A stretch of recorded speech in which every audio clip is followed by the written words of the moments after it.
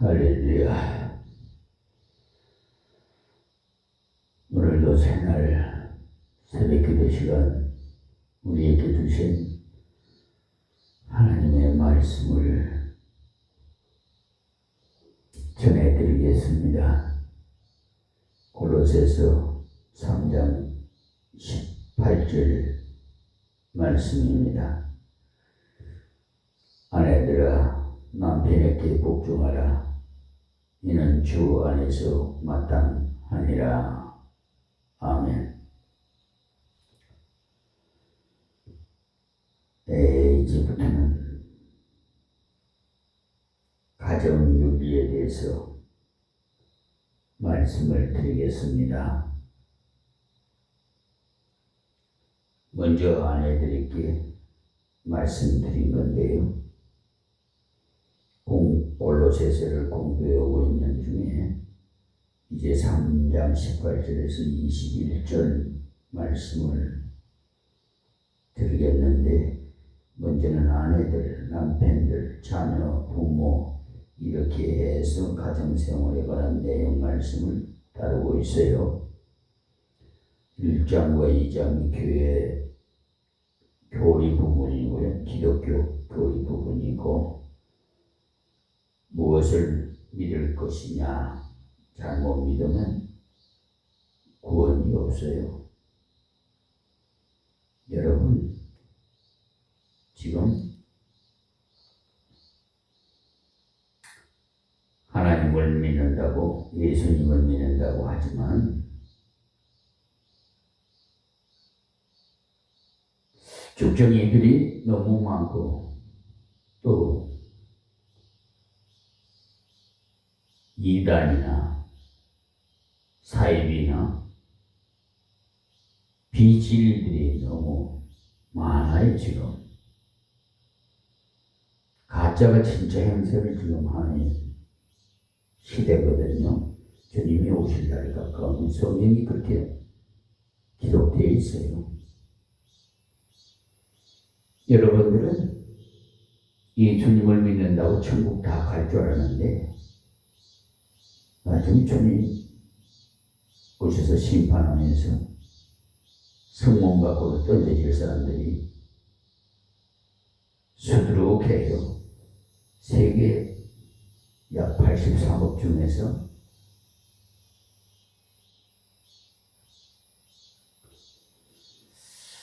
그 중에 몇 프로나 천국에 입성할지는 저도 잘 모르겠습니다.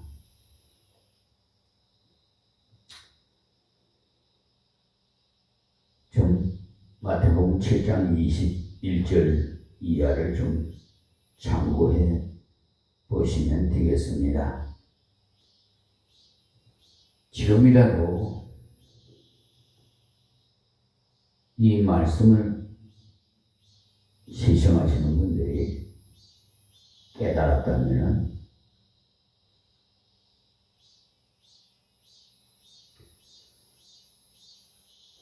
참 교회로 목자님을 만나서 신앙생활 하세요.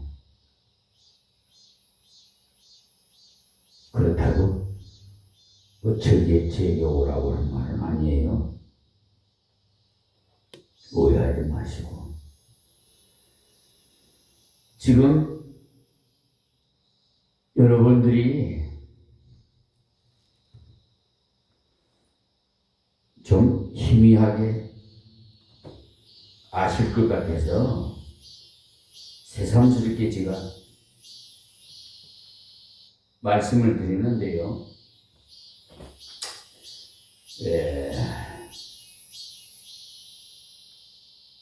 우리 아버지께서, 하나님께서 우리에게 계명을 주셨어요. 그 계명 가운데서 특별히 여러분들이 그 10계명을 아마 모르시는 분이 없을 것 같아요.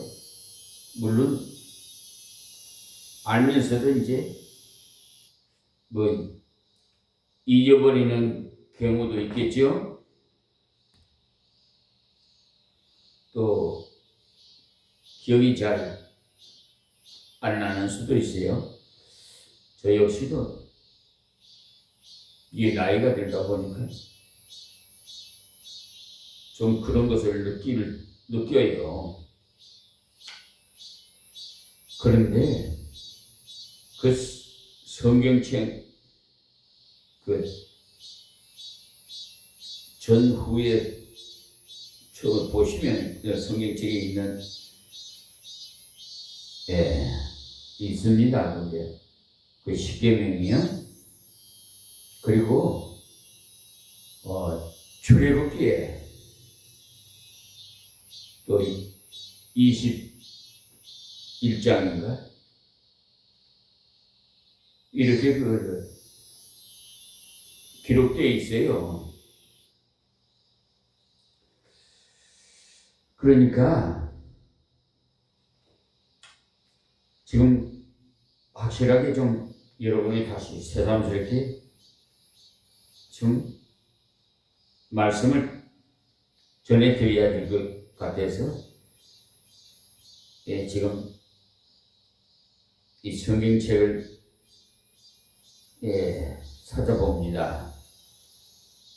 거기 보면 출애굽기 20장에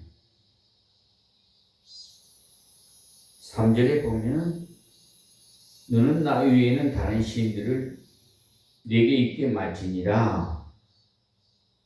그리고 너를 위하여 새긴 우상을 만들지 말고 또 위로 하늘에 있는 것이나 아래로 땅에 있는 것이나 땅 아래 물속에 있는 것에 아무 형상이든지 만들지 말며 했거든요. 자, 여기서 확실하게 하나님께서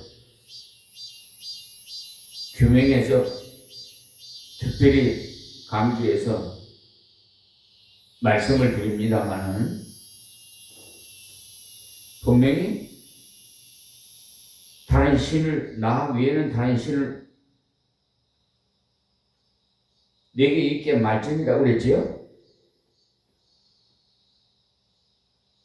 그리고 너를 위해서 새긴 우상을 만들지 말고 또 위로 하늘에 있는 것이나 아래로 땅에 있는 것이나 땅 아래 물속에 있는 것에 아무 형상이든지 만들지 말며 했죠. 그런데요, 이 말씀의 뜻은 요약하면 하나님 위에 그 어떤 것도 섬기지 말라는 거예요. 믿지 말라. 자, 그런데 여러분이 그렇게 합니까? 그렇다면 아멘 하시기 바랍니다. 근데 나는 이렇게 알고 믿는데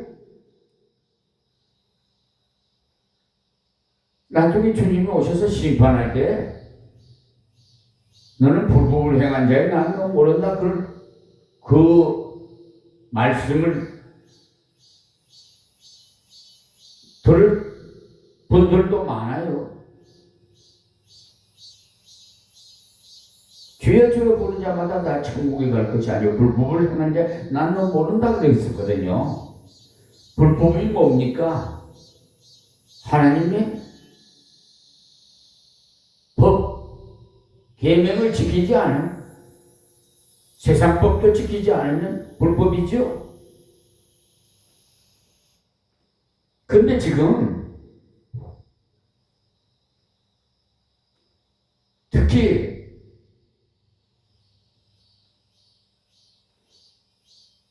하느님과 하나님의 개념을 영어로는 골드로 되어 있습니다만은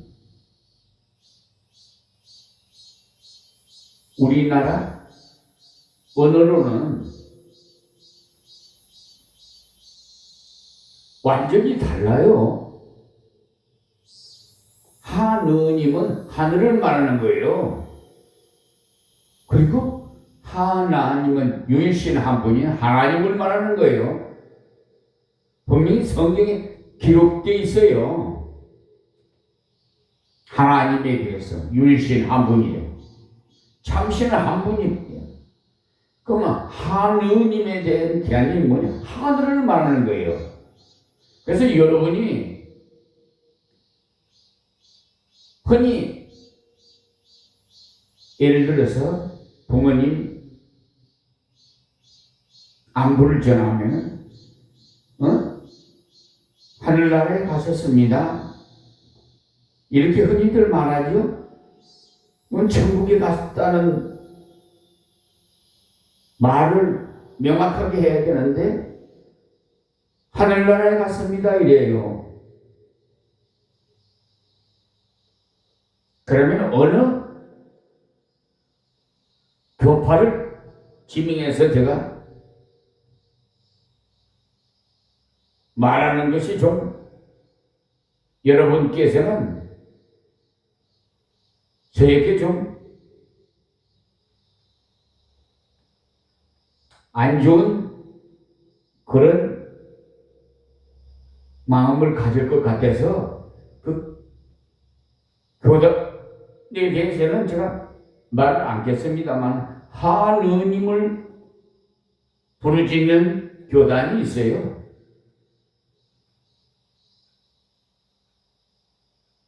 또 하나님을 부르짖는 기독교가 있고, 그러니까 지금 마지막 때는 제가 말씀드렸죠. 성경에 기록된 마지막 때는 더 비진리에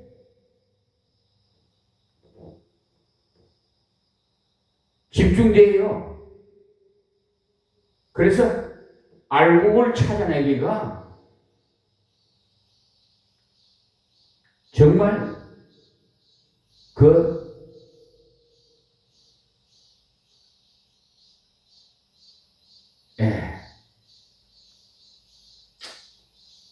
가리나기가 좀 좋습니다.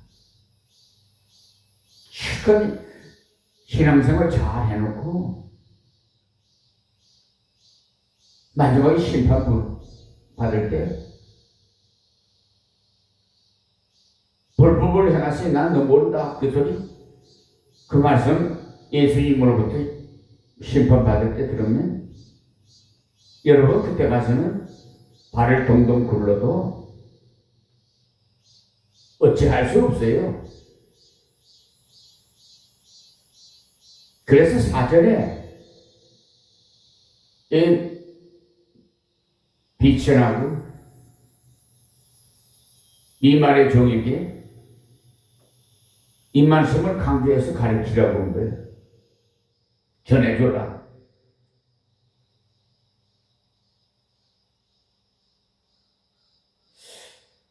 자, 그래서 여러분 기독교를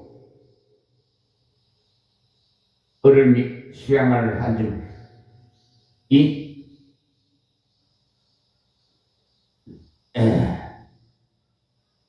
개신교와 구교가 이렇게 하나님과 하나님을 이렇게 다르게 지금 우리가 부르고 있고, 또 안부를 물을 때도 개신교에 가시는 분들도 부모님은 하늘나라에 가셨습니다라고 말하는 그분도 문제가 있어요. 그분을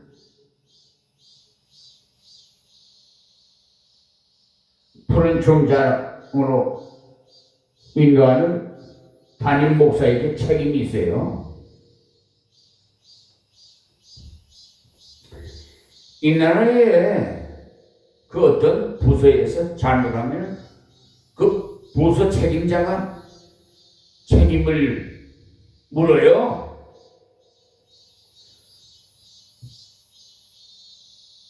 국사를 담당하는 대통령도 그 밑에 장관이 잘못하면 대통령에게 책임이 돌아가요. 국민의 여론이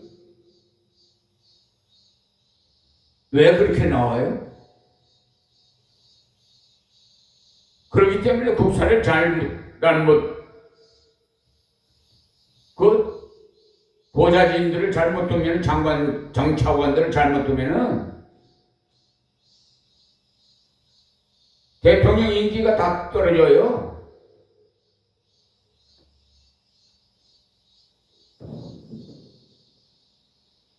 그래서 세상 안전한 사람이 없습니다.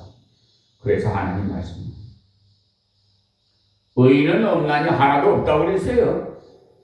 여러분, 다 의라는 것은 옳다는 말씀인데 옳은 사람 한 사람도 없어요.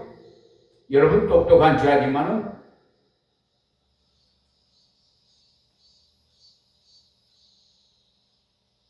오산하지 마세요. 저 사법부의 법관들도 똑똑한 체하고 자기 임의대로 판단을 하지만은 헌법재판소에서도 심판하는 재판관도 올바른 재판관이 있는가 하면은 그렇지 못한 재판관이 있어요. 특히 누구를 지명하기보다도 국민 여러분들이 다 알아요.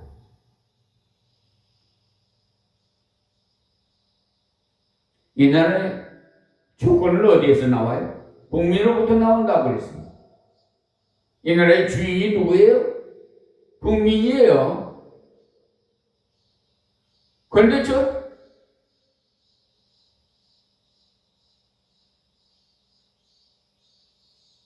법관들은요, 또 공무원들은요, 국민을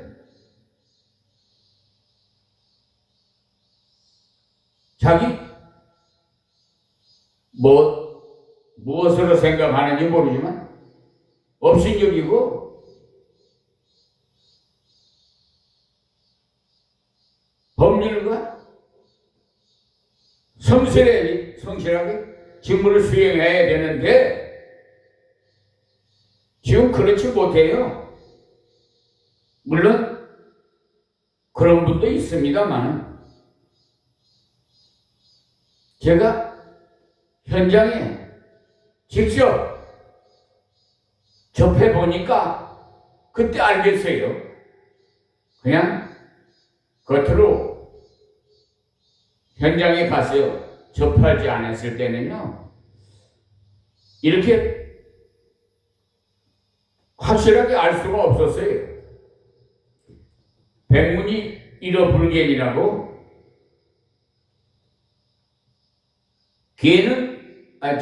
가재는 기회편이라고, 지방감싸기 한이라고 급급하고, 그런 거에 대해서는 대단히 단결이 잘 됐더라고요. 원래 이단들이요, 단결이 잘 돼요.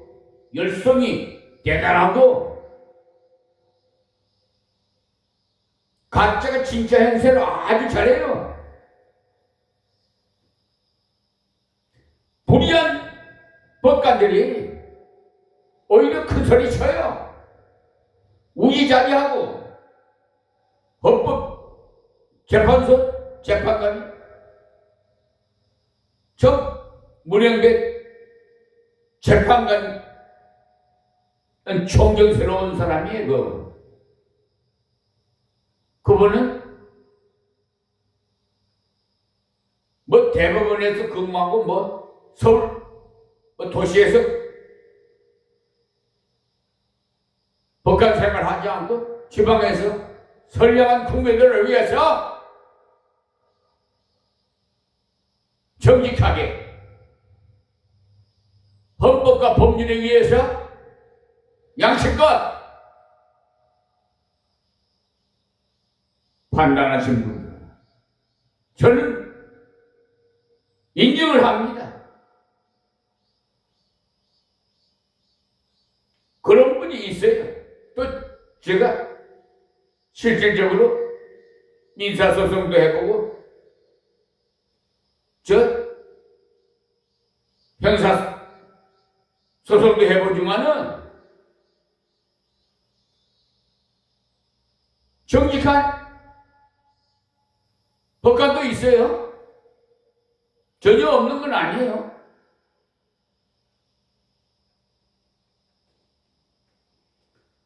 오게티라고 하나요? 정말 찾아보기가 힘들 정도예요.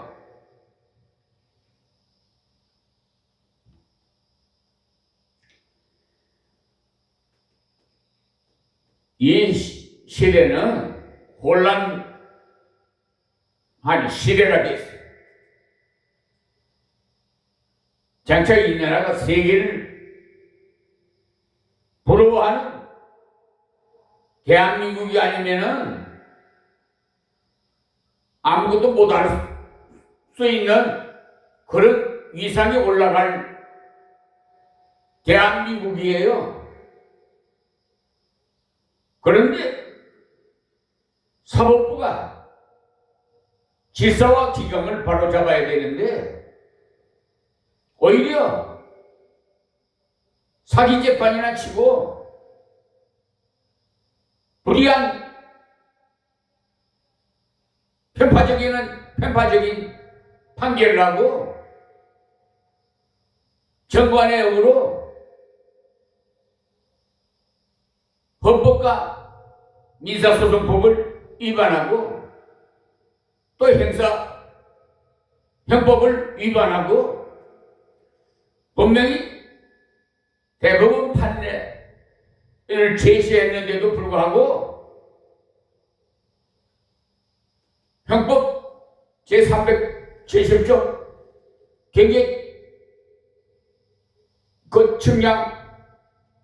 경제법에 의해서도 판례는 있는데도 제시를 했는데도 다스릴 법이 없다고 그냥 불기소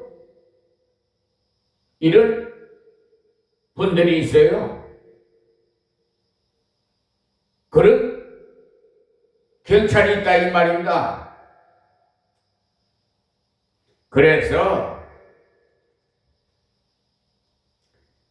이 세상은 의인 없나니 하나도 없습니다. 절실히 저는 느끼고 있어요. 피부로. 그러니까 신앙생활도 올바르게 하지 않으면 헛된 신앙생활해서 나중에 심판받을 때 불법을 행하냐 나는 모른다. 이 말씀이 어려운 재판관님께서 하실 때 그때는 이미 때가 지난 거예요. 그래서 여러 말씀으로 예를 들어서 말씀을 사회적으로 예를 들어서 말씀을 드렸어요. 그러니까 지금이라도 깨달은 것은 올바르게 믿으면 확실한 생명을 날마다 간직할 수가 있어요. 3장과 4장은 생활부. 이렇게 살 것이냐? 어떻게 살아요? 그걸 다루고 있어요. 그러니까 올바른 믿음, 올바른 생활을 동반하게 됩니다. 3장에 넘어오면서 첫 말씀이 위의 것을 찾아라. 땅의 것을 생각하지 마라. 하는 말씀이 1절에서 4절까지 나옵니다. 그리고 영원한 하나님을 믿고 주님을 믿는 사람은 위의 것을 찾고 땅의 것을 생각하지 않습니다. 위의 것은요, 바로 예수 그리스도를 말하는 것이고 주의 말씀을 말하는 것입니다. 주의 나라를 위해서 사는 것을 말해요. 땅의 것은 뭐냐?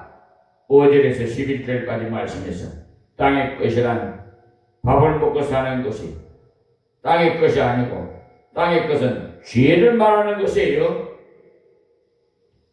지금 얼마나 죄 많이 짓는지 자신들은 뭐 아는 사람도 있겠지만 모르는 사람도 태반이에요.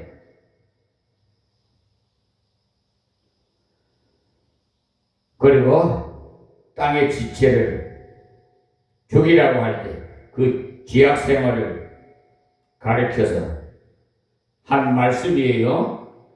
예. 그래서 그 죄를 두 가지로 크게 나누는데 하나는 성적인 타락. 하나님께서 원래 창조하실 때 성적인 그런 감각을 주셨어요. 그래야 남자 여자와 결혼하고 자손을 놓고 번성할 수가 있죠. 그렇죠? 모든 피조물들이 다 암컷과 수컷이 교배를 해야 새끼를 놓을 수가 있어요. 짐승들도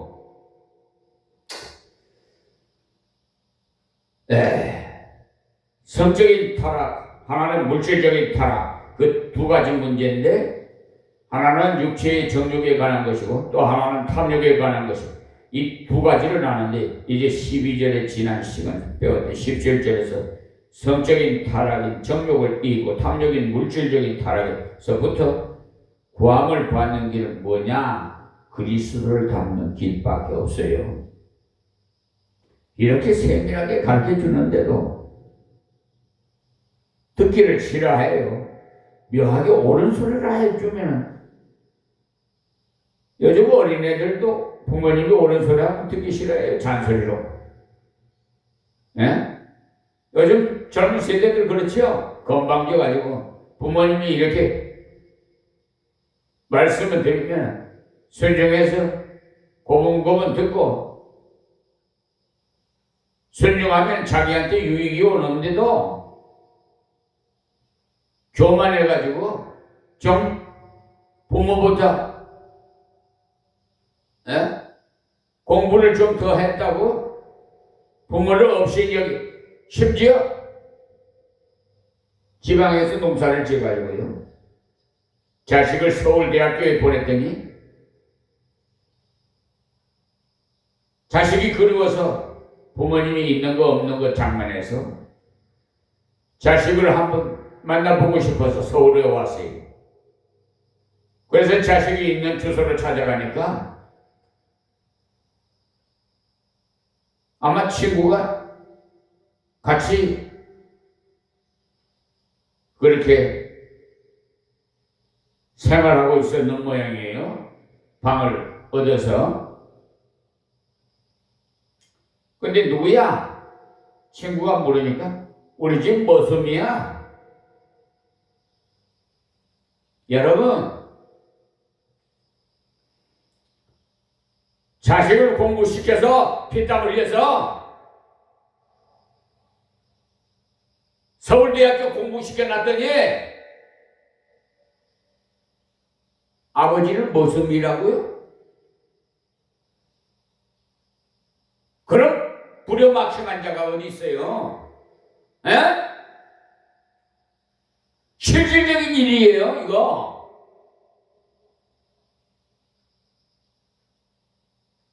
오래됐습니다만 그 사건은. 그래서 부모님 심정을 어떻게 했어요? 여러분이라고 생각하면 어떤 생각을 해요? 아, 자식 농사 잘못 지었구나. 이렇게 서울대학교 보낼 거 아닌데 아마 후회할 거예요. 지금 시대도요. 이기주의가 돼가지고 결혼만 시켜놓으면요. 죽은 애들끼리만 잘 살면 또 몰라. 성격 차이로 또 이혼을 해가지고 가슴을 또 아프게 만들어요. 부모는 자식이 잘 되게 살기를 원해요. 이혼하기 원하지 않아요. 우리 아버지 하나님도 짝째 준 자 누구도 갈라놓을 수 없다고 했어요.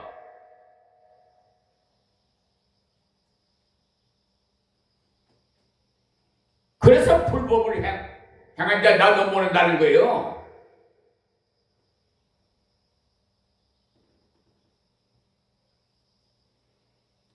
십계명 중에서 5계명에서 10계명까지 인간관계에 대한 법이 계명이에요.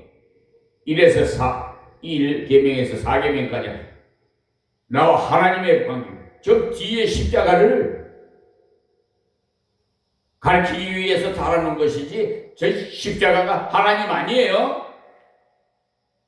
어떤 분들은 성경책을 하나님으로 생각하시는데 하나님의 말씀이 하나님이지 성경책이 하나님이 아니에요. 잘못 알고 그래서 우리나라는 사마니즘의 그 유괴 사상이 있어가지고 뭐 오래된 정자나무를 보고 뭐 절을 하고 제사를 지내고 뭐 바다의 용왕신을 위해서 뭐 제사를 지내고 뭐 또 바람신도 있더라고요. 뭐 저 문 앞에다가 저 대문 앞에다가 옛날에 지방에서 보면 황토흙을 갖다가 주섬주섬 몇 군데다 놓고는 그 바람귀신이 또 죄를 지내요. 나 그 참 이상해. 하여튼 그러니까 자기가 만든 형상, 자기가 만든 목을 그 나무를 깎아서 만든 형상을 앞에 놓고 절을 하고 참 속이 그냥 뒤엎어져요. 그런데 하나님께서 얼마나 그래서 이스라엘 백성이요 애굽에 종살이 한 거예요. 또 바빌론으로 포로로 잡혀가서 430년 동안이나 고생하고 여러분 그 보응이 채찍이 안 맞으려면 지금이라도 순종하세요. 지금이라도 유일신 한 분이 하나님을 제대로 믿으세요. 하늘을 믿지 말고 하늘을 놓고 빌어요. 또 정한수를 떠놓고 옛날에 시군의 장독에다가 정한수 떠놓고 새벽에 양손을 그냥 비비대면서 하늘신에게도 자식들 잘 되라고 비는 그 부모님들 아마 여러분 지금 신시대는 모를 거예요.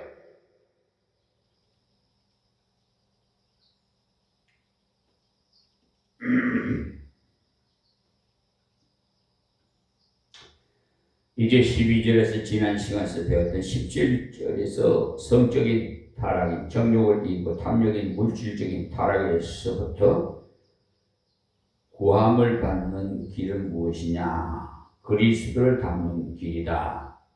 하나님을 닮는 자가 사랑하신 자처럼 긍휼과 자비와 겸손과 온유와 오래 참음 온유 있고 누가 네게 힘이가 있거든 서로 용납하여 피차 용서하되 그리스도를 본받아서 사랑을 실천하는 것이 거기에 내용이에요. 사랑을 실천하는 자가 되면 감사하는 삶이 된다는 것. 감사한다는 것을 만족한다는 말입니다.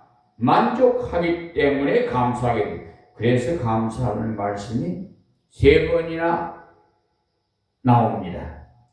그러니까 그리스도의 사랑은 실천하고 살 때 성적인 타락에는 빠지지 않게 되고 물질적인 탐욕에도 빠지지 않게 됩니다. 오늘 나오는 이 18절부터 서론에서 이제 강론으로 들어가는데요. 1절에서 17절까지는 일종의 서론 생활, 그러니까 서론이니까 생활 부분의 서론과 같이 기본적인 이야기를 이론적으로 해왔어요. 그러나 오늘부터는 성적인 타락인 육체의 정욕을 이기려면 건전한 가정을 가져야 한다는 것이 18절에서 21절까지가 되겠습니다. 탐욕을 이기려면 일을 하는 자가 되어야 한다는 직업 윤리가 다음 22절에서 4장 1절까지에서 나옵니다. 그러니까 우리가 정욕을 이기기 위해서는 건전한 가정을 바로 영위할 때 하나님께서 주시는 참 만족을 의뢰내서 살기 때문에 죄악에 빠지지 않고 오히려 주시는 참 만족을 누리며 살기 때문에 아름다운 하나님의 은혜를 증거하고 살게 됩니다.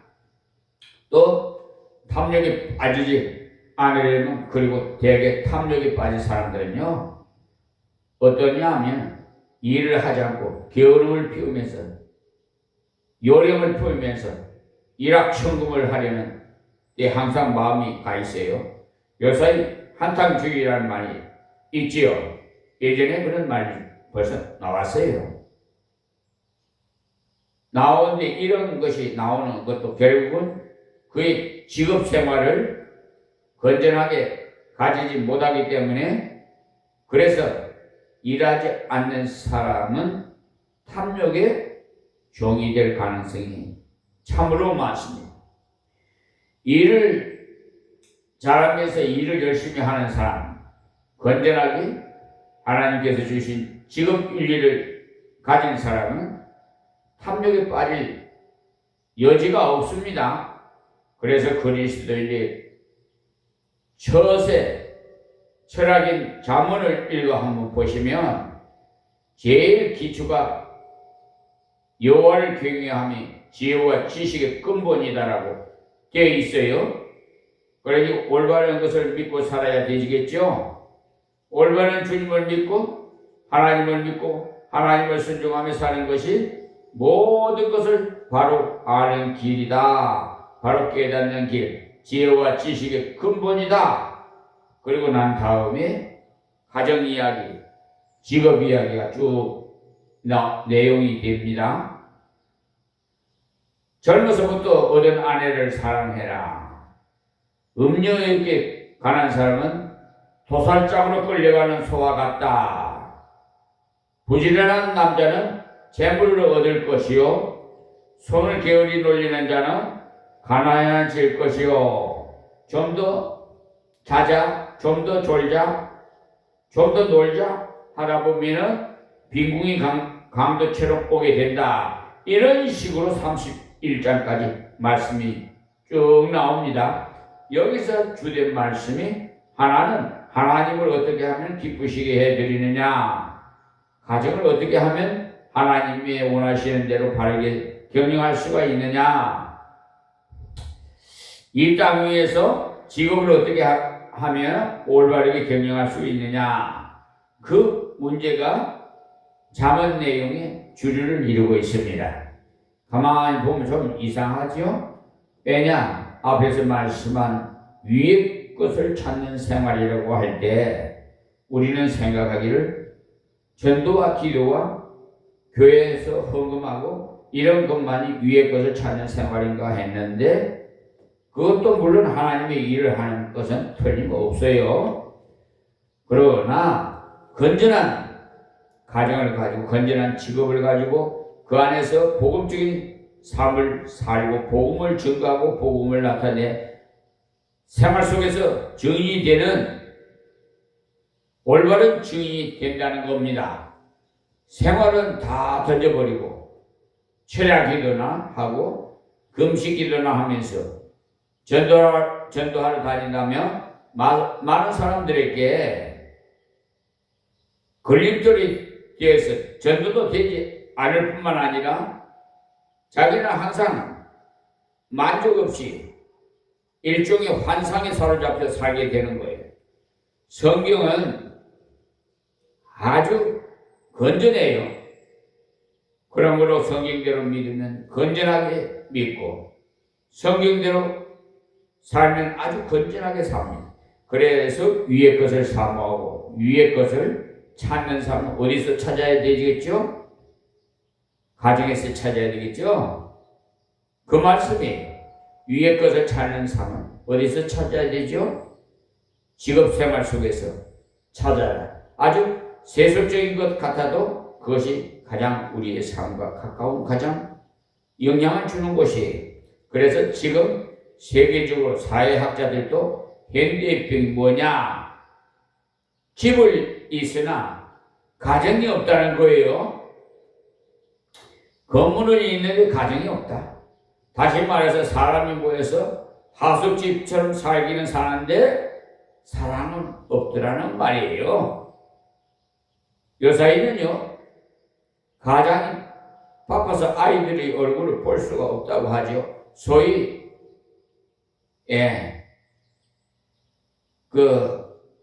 그분들과의 대화를 해보니까 늦게 들어가고 일찍 나가니까 아이들 얼굴을 볼 수 없는 하숙생이라고 말합니다. 그래서 자기 부인이 집주인이라고 말하는 것을 들었어요. 우리가 어떠한 경우라도 그것을 타개해 나가야 됩니다. 수입이 조금 줄더라도 가정을 지켜야 돼요. 특히 하나님께서 가장으로 사명을 준 남편이 가정을 지켜야 돼.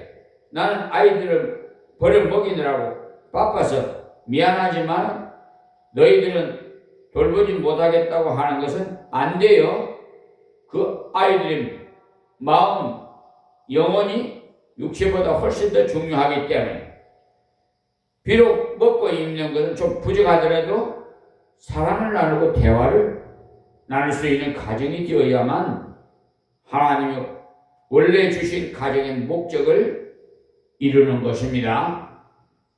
그러므로 오늘 이 가정 문제를 다룰 때 이것이 하나의 세속적인 이야기라고 생각지 마시고 성경이 가르치신 가장 은혜로운, 가장 신성한 말씀의 일부분이 여기 있다는 것을 알아야 되겠습니다. 그래서 그리스도의 가정 윤리에 대해서 오늘 말씀을 통해서 먼저 이야기를 하고자 합니다.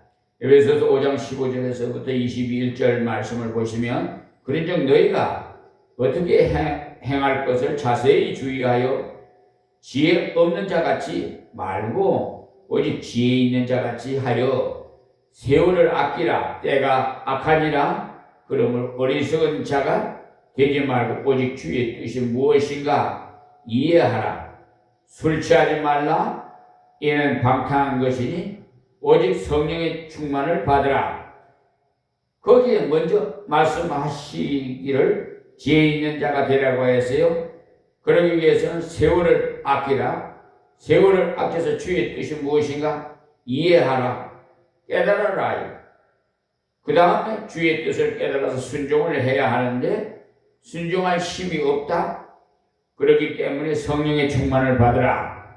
성령의 충만을 받아야 순종을 할 수가 있지, 인간의 힘으로는 아무리 해봐도 되지 않는다는 겁니다. 성령의 충만을 받으면 어떻게 되느냐?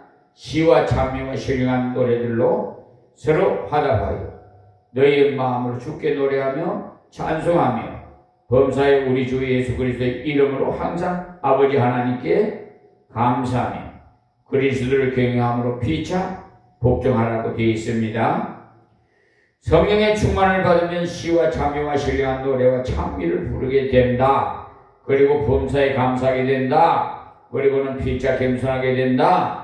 그리고 나서 다음으로 넘어가면서 아내들이여 이렇게 나옵니다.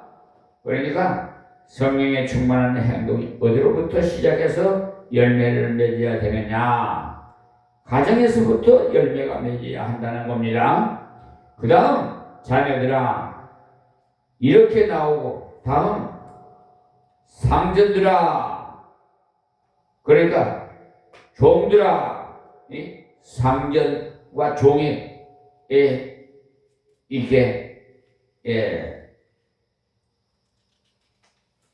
반대되죠. 상전과 이렇게 직업 윤리가 나오는 게, 그러므로 성경은요 원리가 전부 같도록 되어 있어요. 성령의 충만을 받았을 때도 가정이 먼저 성령의 역사가 나타나야 되고, 그 다음에 우리들의 일터에서 나타나야 되고, 우리가 이 땅에서 사는 것이 만남의 삶이라고 합니다. 제일 먼저 누구를 의지하고 살 것이냐? 신앙의 대상을 바로 만나야 돼. 그 다음 누구하고 살 것이냐? 인생의 동반자를 바로 만나야 돼. 그 다음에 무슨 일을 하고 살 것이냐? 만나서 무엇인가 보람 있는 삶을 살아가기 위해서는 직업이 바로 선택되어야 되겠죠? 그래서 선택이라는 것이 굉장히 중요한 겁니다.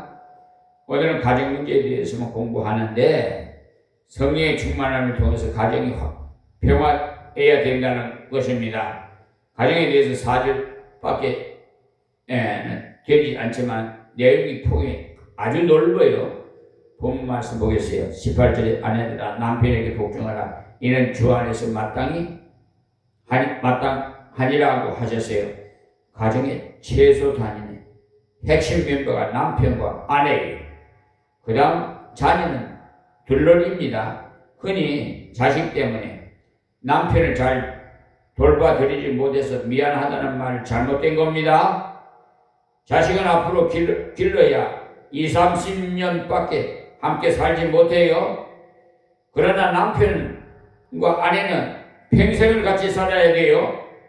그러니 우리는 동양적인 그런 사상에서 자녀를 위해서 희생하다 보니까 남편을 잘 섬기니까 잘 못 섬기니까 이해를 하라고 하면서 슬쩍 지나가려고 하는데요. 이것은 성결적으로 볼 때 옳지 않습니다. 성경적으로 볼 때 하나님 말씀으로 보면 정상이 아니에요.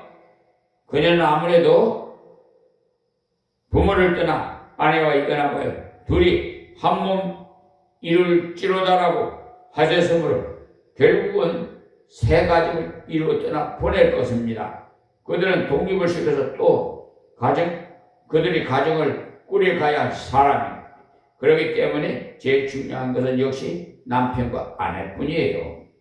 평생에 남편과 아내는 떨어질 수 없도록 하나님께서 한 몸으로 부르셨기 때문에 여기서 첫 마디가 아내들아 이렇게 되어 있어요. 그러면 남편이 가장인데 남편들은 먼저 말하지 않고 아내들을 먼저 말을 했느냐 하면 이것이 초대교회에서 문제점이 생긴 겁니다. 초대교회 당시에 예수 믿기 전에 여성의 지위가 굉장히 낮았어요. 우리나라와 마찬가지로 서양에서도 성경이 들어가기 전에는 여성의 지위가 형편없이 낮았습니다.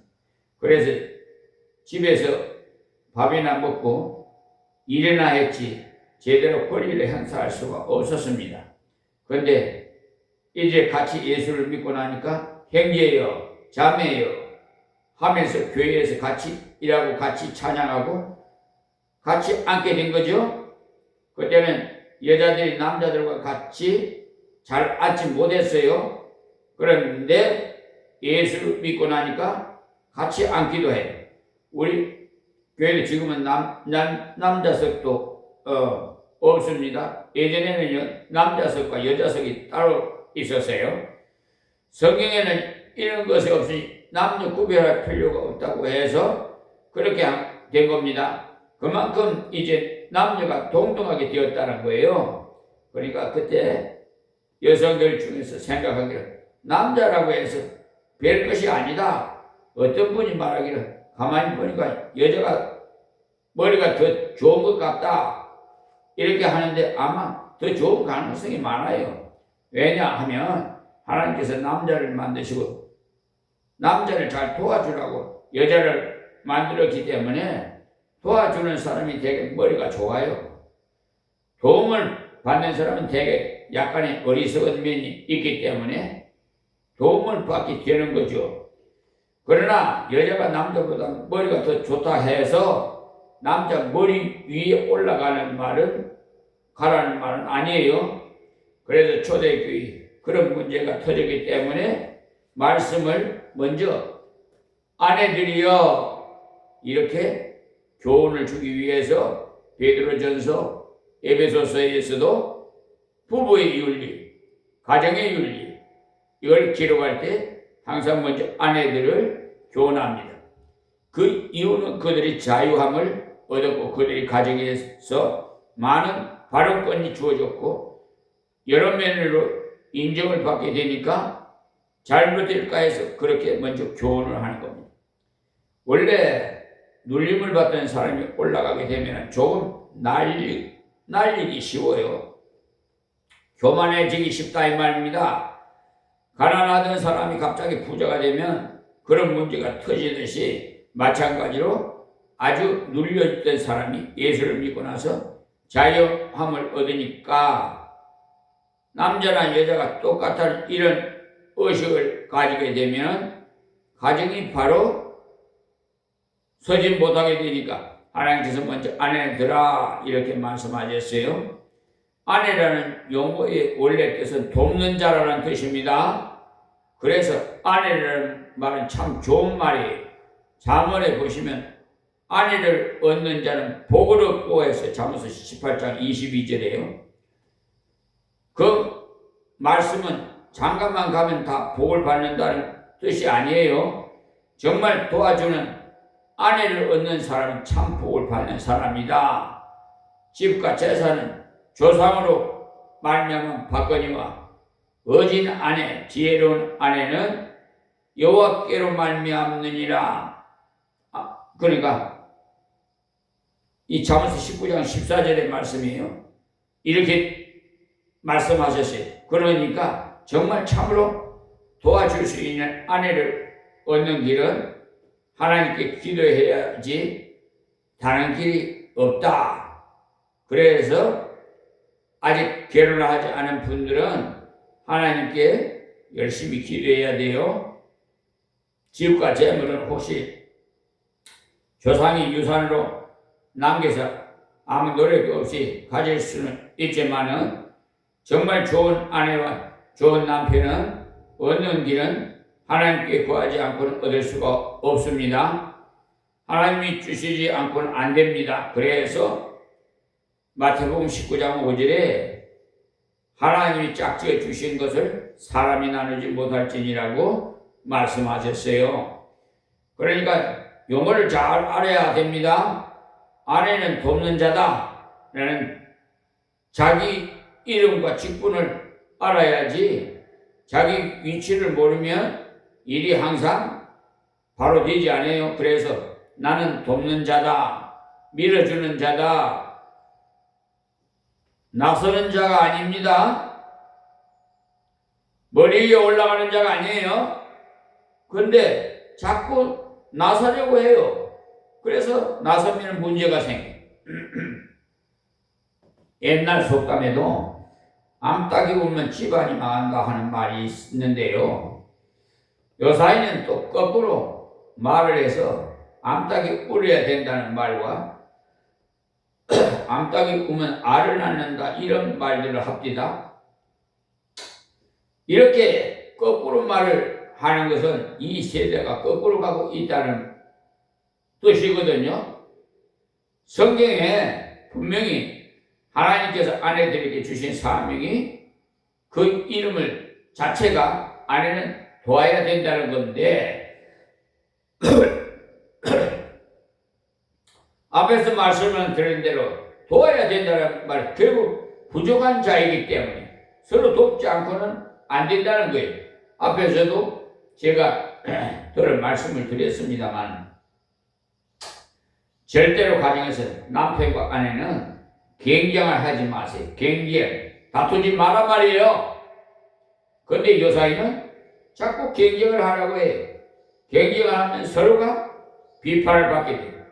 비판을 되면 사랑은 다 사라져 버리고 남편과 아내가 서로 비판을 해봐야 소용없어요. 힘으로 말하면 남자가 좀 나을 것이고 꾀를 말하면 여자가 더 나을 것이고 이것을 경쟁한다면 되지 않습니다. 또 설거지를 남자가 잘 하느냐? 이것은 항상 여자가 더 잘합니다. 그러니까 비교할 필요가 없어요. 땅을 파는 일은 남자가 더 잘하게 되어 있어요. 그것은 성경에 처음 너는 남자는 땀을 흘리고 땅을 파야 한다고 했기에 때문입니다. 그러니까 나의 맡은 부부는 알아야 남편과 아내는 서로를 경쟁하려는 대상으로 삼지 말아야 돼. 그런데 지금 사회가 여성단체라는 것을 만드는 이유 중에 하나가 남자하고 대결을 해보겠다는 거예요. 여성해방운동 한다는 사람들 어떻게 하든지 여자들도 남자들보다 못하지 않는다는 것을 증명하겠다고 야단이에요. 그래서 이렇게 여자들 지금 좀 세상 말로 좀 이렇게 좀 콧대가 세졌어요. 조정사가 되고 여자도 잠수부가 되고 또 용접공이 되어가지고 한번 대결해서 증명해 보겠다는 것이지만 아무리 해도 행복하지 않아요. 그런 것은 남자에게 맡기는데 훨씬 행복해. 그런 것은 경쟁할 필요가 없는데 경쟁하러 애를 쓰니까 스스로 불행의 구덩이를 파고 있는 거예요. 가정에서 뛰쳐나가야 된다. 우리는 묶여서 살아야 될 이유가 없다. 그러나 사실 가장 행복한 길은 가정에 머무르면서 자녀들을 바로 키워 거기서 만족을 할 수 있는 여성이 어떤 의미로는 가장 행복한 사람. 사회적인 활동을 많이 하다 보니까 굉장히 만족하다고 하는 사람들은 결국은 가정에서 만족을 얻지 못해서 뭔가 다른 데서 만족을 찾아보아야 되겠다는 거죠. 내가 여기서 고리타분하게 묶여 있을 필요가 무엇인가 해서 뛰쳐나가 보는 겁니다. 그러나 성경이 가르쳐 주는 대로 하는 것이 가장 정상적이고 아내는 돕는 자라는 겁니다. 그 다음 남편에게라고 하셨는데 그러니까 그 하나님께서 주신 자기가 도와야 될 분이 남편이에요. 남편에게 그렇게 돕는데 어떻게 돕느냐 하는 돕는 방법이 무엇이라고 했느냐 하면 복종하라 그랬습니다. 이것이 돕는 방법이에요. 자기의 주장을 빡빡 세우고 내가 머리가 더 좋고 내가 더 낫다고 한다고 도와주는 것은 아니에요. 남편이 무엇을 하려고 할 때 이런 방법이 더 낫지 않겠습니까? 이렇게 하면서 밀어주면 좋지만은 이렇게 하지 않으면 망합니다. 하는 식으로 나가면은 꼭 싸움이 일어나요. 그러니 돕는데 어떻게 도와야 합니까? 복종을 해서 도와야 되겠죠? 사회의 최소 단위가 가정이에요. 사회는 질서가 최우선이에요. 질서가 없는 곳에는 평화도 없고, 질서가 없는 곳에는 만족도 없고, 질서가 깨지면 다른 것도 전부 무너져요. 그런데 대한민국 사법부가 지금 질서와 기강을 바로잡느냐? 문제가 있어요. 아무리 자유를 부러지는 사회라도 할지라도 완전한 자유를 누릴 수 있는 곳은 이 땅에 없어요. 미국도 완전한 자유를 누리는 것이 아니에요. 모두 다 서로가 약간씩 양보를 하면서 다른 사람이 자유롭도록 만들어주는 것이 진짜 자유예요. 내가 좀 양보를 해야 다른 사람이 자유롭지, 내가 다 뛰어나와 버리면 부딪혀서 일이 안 됩니다. 나도 좀 양보를 하고 다른 사람도 양보를 할 때 사회가 잘 돌아가죠. 특히 정치하는 정치인들, 국회의원들 정신 차려요. 서로 협치해서 하나가 돼야지. 여러분들이 대한민국 국민 아니에요? 나는 그분들에게 권고합니다. 왜 싸워요? 말 대담할 때도요. 싸운다는 말을 해요. 이왕이면 의논해야죠. 이렇게 타협을 해야죠. 이렇게 말하면 얼마나 좋아요? 싸워야죠. 그러니까 싸우는 거예요. 그 사람은 인격이 벌써 낮게 생겨요. 그런 분이 국회의원인데 아무리 유식한 사람이라도 그런 성품을 가진 사람은 국회의원이 되면 안 돼.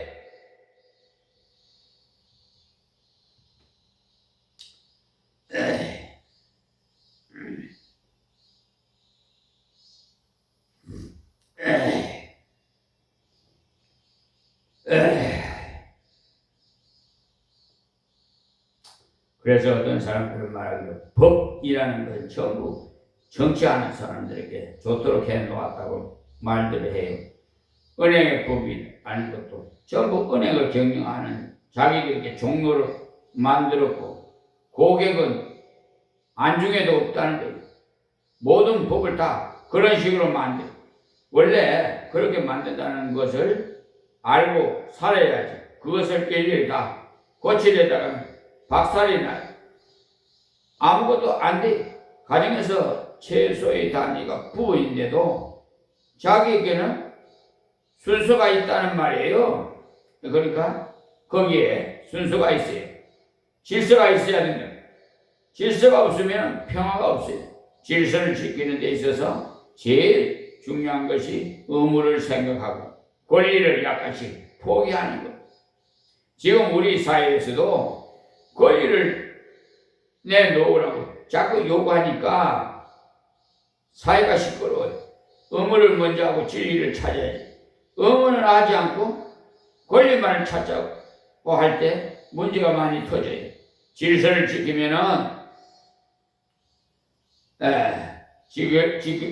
질서를 지키면서 의사표시를 해야 되지. 처음부터 대모를 할 때도 줄을 딱 서서 질서를 지키면서 시위를 했으면 좋았을 텐데, 화염병을 던져가지고 불을 내고 돌을 던져서 사람이 다치고 하니까 아예 방표와 체류가스 이런 걸 터뜨리는 살벌한 불이가 일어나죠. 그러니까 제대로 대모를 못하는 거예요. 이것이 결국은 스스로 자기를 내버린 짓을 하고 있습니다. 화염병을 던지는 것은 공산당이나 하는 것이지, 제 아무리 정당하다고 해도 나쁜 것이에요. 방법이 잘못됐다는 거예요. 여기서 아내들이들아는 너희 의무가 무엇인지 알아야 된다는 것을 말하는 거예요. 권리를 주장하려고 하지 말고 복종하는 것이 의무이다. 그래요.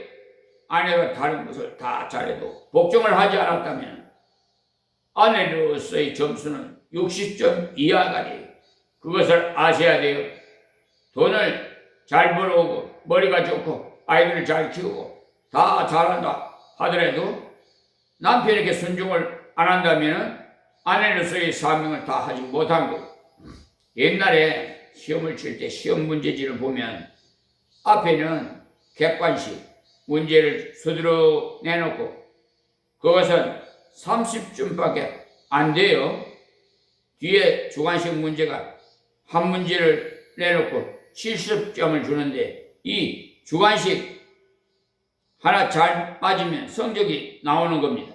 앞에 수두룩한 객관식은 아무리 잘해도 소용이 없어요. 마찬가지로 아내가 다른 것을 다 잘해도 남편에게 순종을 못하면 낙제 점수입니다. 어머니는 될 수 있고 그 집에 일꾼은 될 수 있을지 몰라도 아내는 아니라는 것입니다. 그러니 아내는 자기의 사명이 돕는 자라는 사실을 망각하지 마세요. 누구를 돕느냐? 남편을 둬야 된다는 거예요. 그리고 돕는 방법이 뭐냐? 복종이. 얼마만큼 복종을 해야 되느냐? 앞에 있는 성경 에베소서 5장 22절 보시면 아내들이여 자기 남편께 복종하기 죽게 하듯 하라. 어느 정도 복종하라고 했어요? 죽게 하듯 하라고 그랬죠. 예수님께 하듯 하라. 그러니까 상대적이 아니고 절대적이죠.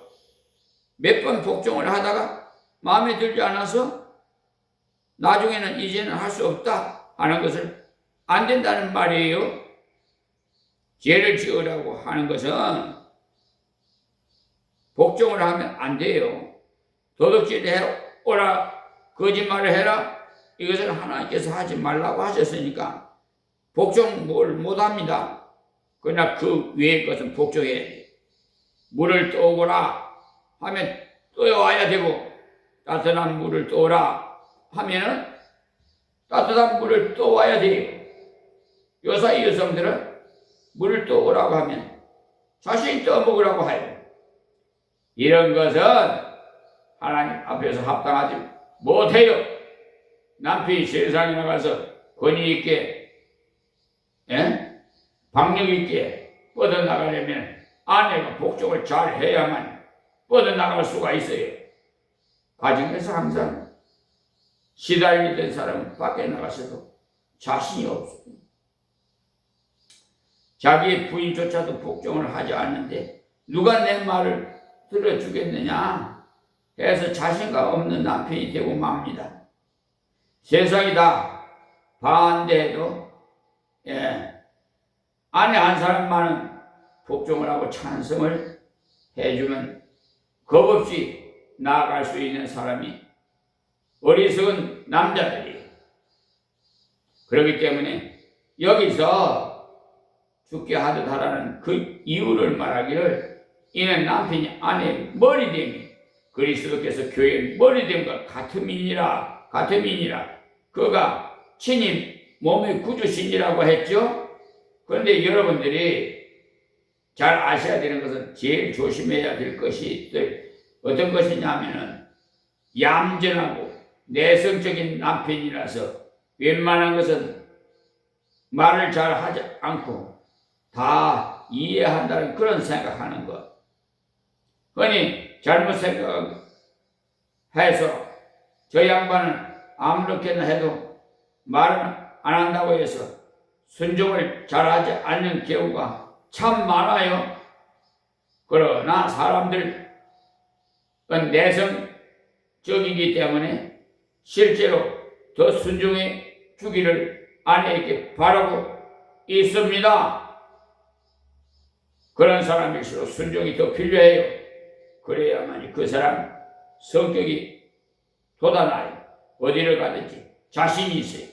그런데 대부분 경우 그러면 그럼 먼저 자기 남편이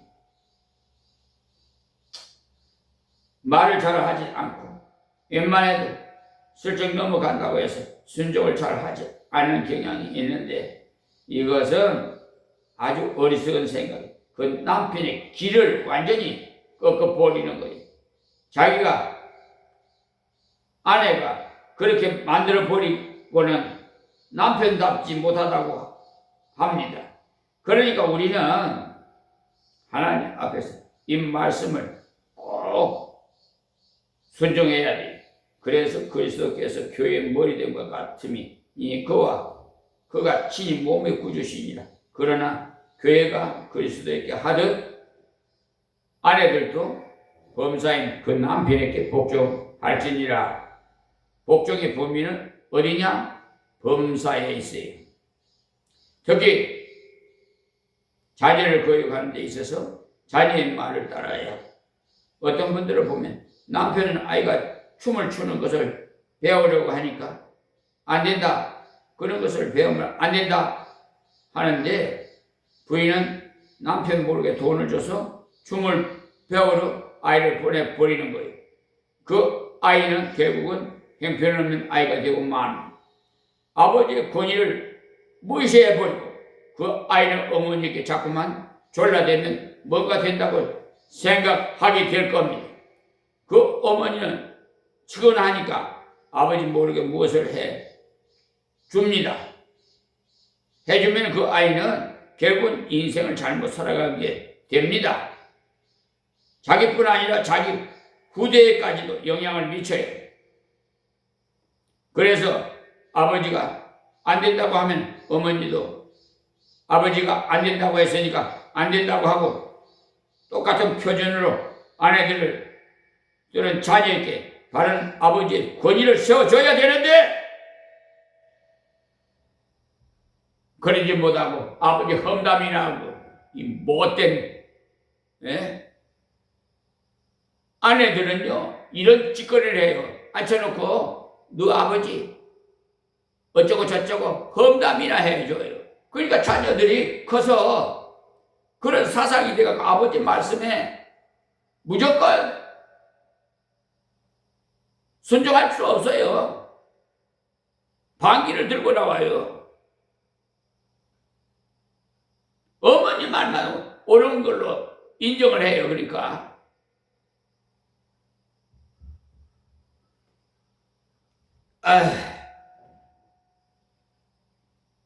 실질적으로 체험한 접니다. 저는 체험하는 목사예요. 이러기 때문에 말씀이 강하게 나가는 거예요. 확실하니까. 예수를 믿어도 확실하게 믿어야 돼요. 여러분 그냥 어물쩍 저 헌법재판소에도 어떻게 어물쩍 넘어가려고 소송인을 기망하고 속이는데 저는 부족하지만은 내 안에 계시는 하나님 앞에 찍히면은 당사자는 물론이고 그 후손들에게도 하나님의 진노가 임한다는 사실을 아셔야 됩니다. 몰라요. 우선 칼을 들고 공권력으로 지 마음대로 해.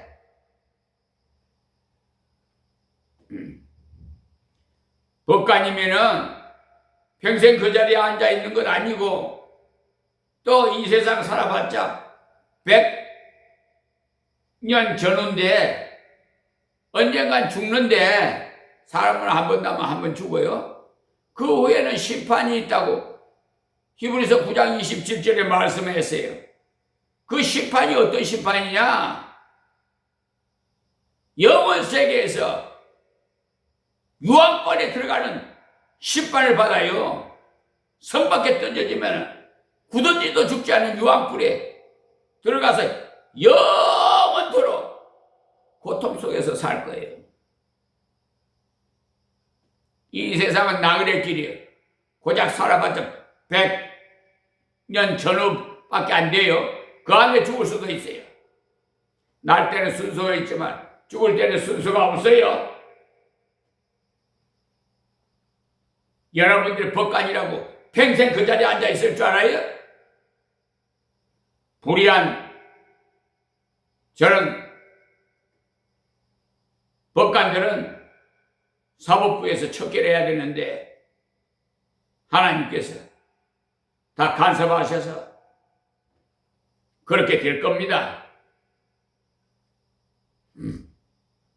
그걸 확신합니다. 될 것이 아니라 확실합니다.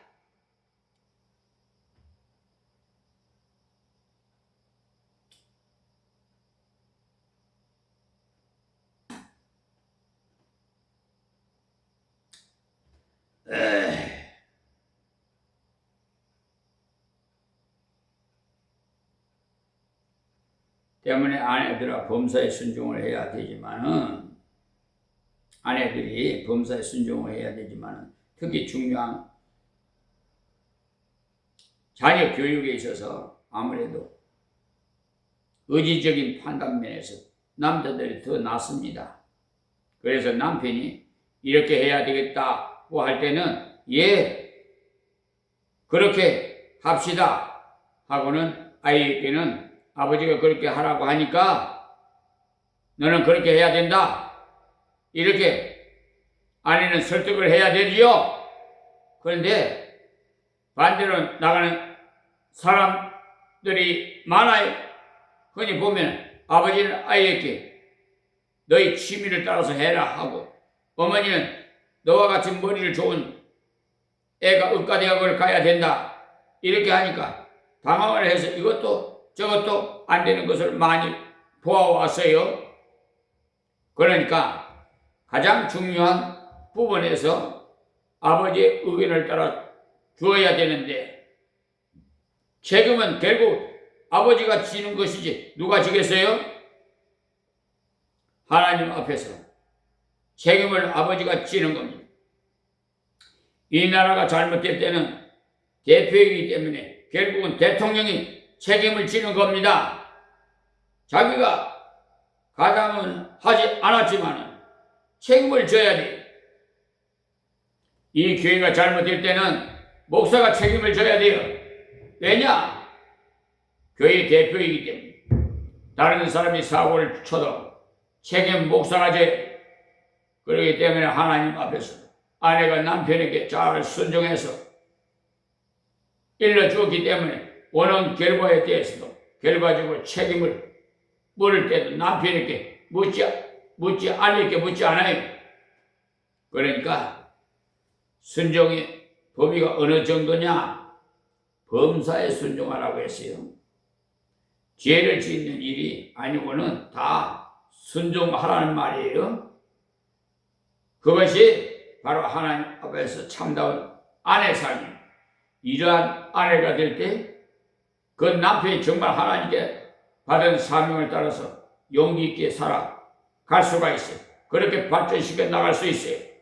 성경에서 다른 말씀을 찾아보겠어요. 에베소서 골로새서는 바울사도의 그 교훈이므로 이제는 베드로전서 3장 1절의 말씀을 보겠습니다. 아내된 자들아 이와 같이 자기 남편에게 순종하라 그랬어요. 거기도 순복하라고 하고는 또 하나 범위가 다른 말씀이 추가되어 있어요. 이는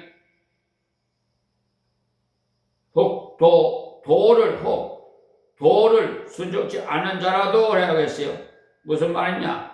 불신 남편을 모신 가정에서 불신 남편이니까 세속적이어서 순종을 하지 않아야 된다는 것이 아니고 순종을 해야 된다 이 말이에요. 조금 전에도 말씀을 드렸지만은 하나님 앞에서 어긋나는 것을 하라고 할 때는 순종을 못하지만은 하나님 말씀에 맞는 것은 순종하라고 할 때는 불신 남편이 하라는 것을 다 순종해야 됩니다.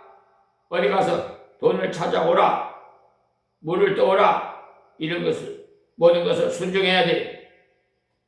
이는 혹 도를 순종치 않는 자라도, 그러니까 예수를 믿지 않는 사람이라도 복음을 믿지 않은 사람이라도 말로 말미암지 않고 그 아내의 행위로 말미암아 구원을 얻게 하려 함이니라고 했어요. 이상하게 이 여자의 말을 듣고 남자들이 구원을 받는 경우는 참으로 드물어요. 여자들이 남자에게 교회 갑시다 하면은 잘 오지 않아요. 왜 오지 않느냐? 여자를 따라서 교회를 갔다고 하면은 사람들이 나를 별로 뭘로 알겠나? 이런 생각으로 인해서 그러니까 그 자기 프라이버시를 세우기 위해서 거부 반응이 생기는 거예요. 그때는 교회 집사님 중에서 자기 남편과 나이가 비슷하고 직업도 비슷한 집사님과 만날 수 있는 길을 주어서 교제에서 전도를 받도록 하는 것이 쉬운 방법이 되겠습니다. 그렇게 하면서 자기는 그러니까 아내는 무엇을 잘해야 되느냐? 여기에 하나님 말씀대로 순종을 하면서 남편이 그리스도를 영접할 수 있도록 인도해야 된다. 이 말씀이 가정에서 남편의 말을 잘 순종해야 합니다. 그것이 남편을 인도할 수 있고 가장 중요한 기초가 되겠습니다. 또 어떤 사람은 이런 식으로 말해요. 내가 이제 한 달 동안 순종을 해봐야겠다. 그러나 이것은 하루아침에 이루어지는 것이 아닙니다. 한 달 순종해서 될 것 같으면 별 문제가 되지 않죠. 일생을 순종해야 돼. 일생을. 한 사람의 영혼이 천하보다 귀하다고 했는데 천하보다 귀한 한 영혼을 구원하려면은 일생을 소모한다고 한대로 허송 세월을 하는 것이 되겠습니까, 여러분?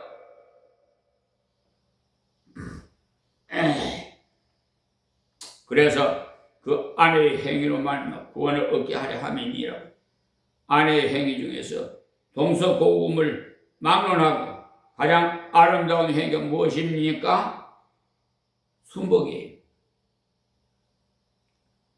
서양에서도 이런 이야기가 있어요. 어떤 할머니가 자기 남편의 말이라면서 바보스러울 만큼 무조건 좋다고 순종을 했는데요. 이 남편이 소를 먹고 가다가 하는 말이 여보 우리 소를 팔아서 다른 것을 하면 좋지 않겠느냐고 하니까 예 당신의 말이라면 그저 따르겠습니다. 그래서 소를 팔려 가다가 보니까 염소가 좋아 보여서 염소하고 소하고 바꿉시다 해서 바꿨어요. 그것은 상식적으로 바보 같은 일이죠. 그리고 염소를 사서 가다가 보니까 닭이 알을 낳는 것을 보니까 참 좋아 보여서 염소와 닭을 바꿨어요. 정말 바보짓을 또 한 거죠. 그래서 닭을 가지고 여관에 들어갔는데 썩은 사과가 자루에서 냄새가 풍겨 나오니까 옛날에 자기 부인이 사과 냄새가 너무 좋아서 썩은 사과라도 실컷 먹어봤으면 좋겠다고 하던 말이 기억이 나서 그 사람에게 여보시오 이 닭과 썩은 사과를 자료와 바꾸면 어떻겠느냐고 하니까 이 사람이 정신이 나갔느냐? 썩은 사과와 닭을 바꿔 집에 가면 당신 부인이 얼마나 욕을 하겠느냐고 하니까 절대 욕을 하지 않는다. 우리 집의 아내는 그저 내가 하는 일은 무엇이든지 찬성을 한다고 말하니까 그 사람이 하는 말이 참으로 그런 부인이 있다면 세상에서 가장 행복한 사람이다. 그러면 내기를 하는데 집에 도착하자 당신의 부인이 당신의 이야기를 듣고 불평을 하면 당신네들이 우리 집 종이 되고 만약에 당신 부인이 참 잘하셨습니다 하면은 요새 말로 100억을 주겠다고 말했어요. 그야말로 거부가 되는 거죠. 그래서 그 사람이 따라갔는데요. 척 들어가자마자 부인이 나와서 장에 다녀오시느라고 수고가 많지요 하면서 인사를 잘 합니다. 그러면서 소를 잘 팔아왔습니까 하니까 가다가 염소를 보니까 우리 집 뒤에 풀이 많으니까 염소를 기르면 좋겠다고 생각해서 염소를 바꾸었죠 하니까 부인이 참 당신의 판단이 어찌 그리 또 좋습니까? 이렇게 말합니다. 또 가다가 닭이 알을 낳는 것을 보니까 좋아 보여서 닭으로 바꿨다고 하니까 당신의 판단이 어찌 그리도 훌륭합니까? 하고 말합니다. 그런데 자루에서 썩은 사과 냄새가 풍겨 나와서 옛날에 당신이 그 썩은 사과 냄새를 그렇게 좋아하던 것이 기억이 나서 썩은 사과 한 자루와 닭을 바꿔왔다고 말하니까 나를 그렇게 생각을 해주니까 참 고맙습니다. 고 하면서 당신이야말로 최고다 라고 하는 말을 들으니 그 따라갔던 사람이 기가 찼죠.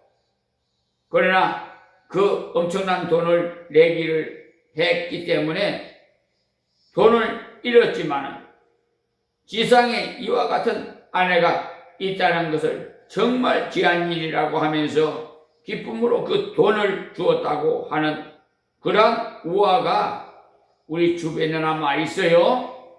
그러나 이것은 하나의 우화에 부하는 것이지만은 거기에는 성경이 가르치는 귀한 부덕을 말해주는 것을 말합니다. 그러니까 부덕을 바로 행할 때 아무것도 없던 곳에 복이 굴러 들어오더라는 겁니다.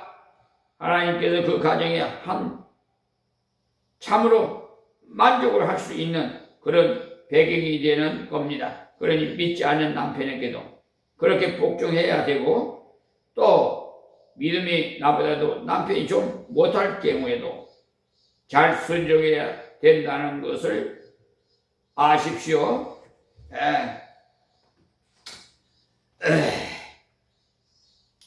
어떤 경우는요, 믿음이 약간 어린 사람이 남편을 더 잘할 때가 있어요. 믿음이 좋다고 하는 분이 일을 할 때 너무 광신적으로 나가서 그만 엉뚱한 길로 갈 때가 있죠. 그러니까 그것도 하나님께서 남편에게 가장의 책임을 주셨으니까 남편을 따라서 순종을 해야 합니다. 그렇다고 해서 죄를 짓는 일은 순종하면 안 돼요. 그것은 하나님 말씀에 어긋난 일이기 때문에 그 뒤에 3장 2절 한번 보시면 너희의 두려워하며 정결한 행위를 봄이라. 그러니까 그 남편을 두려워할 줄 알고 생활의 깨끗함을 보리라는 겁니다. 너희 단장을 머리를 꾸미고 금을 차고 아름다운 옷을 입는 외모로 하지 말고 그랬어요. 그저 금을 차고 목걸이를 하고 이러한 단장을 찬란하게 한다고 해서 남편이 아름답다고 하지 않습니다. 자기는 꾸미든지 꾸미지 않든지 부인에 대해서 환하게 알고 있기 때문에 가장 올바르게 꾸며야 되는 것이 속사람을 꾸며야 된다는 겁니다. 그렇다고 해서 화장을 하지 말라는 뜻은 아닙니다. 여성이 어느 정도 아름답게 단장을 하는 것은 하나님이 주신 본성이에요. 그러나 여자가 너무 겹만 꾸미면 안 돼요. 겹만 꾸미는 것은 옳은 것이 아니에요. 그러나 여기서 올바른 꾸밈이 뭐냐? 마음입니다. 심령입니다.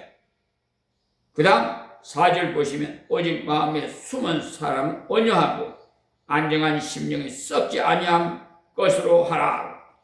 여성에 있어서 제일 되는 아름다운 꾸밈이 뭐냐? 순복인데, 순복하는데 어떻게 하는 것인가 하면 온유하게 순복하라는 거예요. 순복을 하는 데 있어서 할 수 있나? 하나님 말씀에 순복을 하라고 했으니 그렇다면 죽으라면 죽지 할 수 없다. 이런 식으로 순종을 하면 노예가 되는 것입니다. 그러니까 따뜻하고 부드러운 자세로 온유하고 순종을 하는 것이 하나님의 교훈이라는 것을 알고 있으면서도 남편이 무엇을 가지고 오라 하면 썩을 내면서 갖다 옵니다. 그러니까 순종을 해서 그것을 갖다 주면서도 마음에 만족을 하면 온유한 자세로 하지 않으니까 어떤 사람은 받아서 던져버리는 사람이 있죠.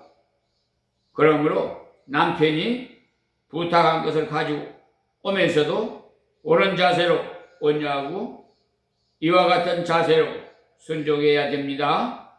여성이 가장 강함이 바로 온유예요. 아무래도 남자보다 온유합니다. 그래서 온유한 자가 땅을 차지한다고 했어요. 뻣뻣한 것은 깨지고 부서져요. 그렇지만은 온유한 것은 부드럽기 때문에 깨지지 않아요. 그래서 온유하고 안정한 심령에 그 온유하게 되면 안정해 사람이 부드럽게 받아들이고자 하는 마음이 자세를 가지고 있으면 상대방이 대항을 하더라도 마음이 격해지지 않았습니다. 저 사람의 반응이 어떻게 나올까? 그 반응에 따라서 움직이려는 자세를 가질 때는 깨어지지만은 어떻게 나오더라도 그 사람을 밀어주고 받아주려는 마음의 자세를 가지고 있을 때는 아무런 문제가 되지 않아요. 그래서 온유하고 안정한 심령이라고 말씀했어요. 그래서 온유할 때는 안정한 심령이 돼요. 그리고 다음 인정한 심령이 썩지 아니할 것으로 하라. 이는 하나님 앞에 값진 것이니라.